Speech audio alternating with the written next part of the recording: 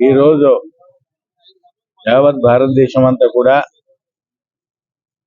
Modi Bharatiya Janata party తీసుకున్నటువంటి నిర్ణయాలు total గా ప్రజా వ్యతిరేక నిర్ణయాల మూలంగా ఈ రోజు అన్ని అఖిల పక్షాలన్నీ కలిసి బంద్ని పిలుపునివ్వడం జరిగింది. ఈ బంద్లో భాగంగా మన భద్రాచలం పట్టణంలో కూడా బంద్ చేయడం జరుగుతున్నది. అందులో సిపిఎం, సిపిఐ, కాంగ్రెస్, టీడీపీ అన్ని పార్టీలు కూడా కలిసి ఈ రోజు మరి బంద్ని పిలుపునివ్వడం జరిగింది. బంద్ కూడా సంపూర్ణంగా చేయడం జరిగింది. ప్రజలందరూ కూడా సంపూర్ణంగా సహకరించడం జరుగుతున్నది.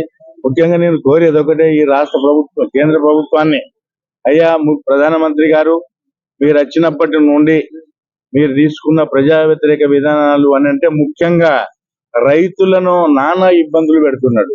హర్యానా, పంజాబ్ అండ్ యూపీ రాష్ట్రాల నుండి మరి చలో ఢిల్లీ అనే కార్యక్రమాన్ని తీసుకుంటే ఆ కార్యక్రమాన్ని పూర్తిగా రైతులందరినీ కూడా చితక బాది ఎన్నో రకాలైనటువంటి ఇబ్బందులకు గురి చేసి రకరకాలైనటువంటి ఇబ్బందులు చేస్తున్నటువంటి మోడీ గారు ఇప్పటికైనా నువ్వు ఆలోచించాల్సిన అవసరం ఉన్నది. ఈ దేశాన్ని పూర్తిగా మరి అప్పుల ఊబిలోకి నెగ్గేస్తున్నావు. దాదాపుగా మరి అన్ని ఇప్పుడు దాదాపుగా 75 సంవత్సరాలు కావస్తుంది భారతదేశానికి స్వతంత్రం వచ్చి. 75 సంవత్సరాల ఈ స్వతంత్రంలో మన భారతదేశాన్ని ఏ ప్రభుత్వాలు కూడా లక్షల కోట్ల 100 లక్షల కోట్లు ఒక 100 లక్షల కోట్లు అప్పు చేసిన ఘనత ఒక్క ప్రధానమంత్రి మోడీ గారికే సరిపోతుంది. మోడీ గారు ఇప్పటికైనా గట్టిగా ఆలోచించుకోవాల్సిన అవసరం ఉన్నది. ఈ భారతదేశాన్ని పూర్తిగా మతోన్మాద శక్తులతోటి, మతోన్మాదంతో ఈ భారతదేశాన్ని చిన్నాభిన్నం చేయాలనేటువంటి ఆలోచనలో మన భారత ప్రధాని మోడీ గారు ఉన్నారు.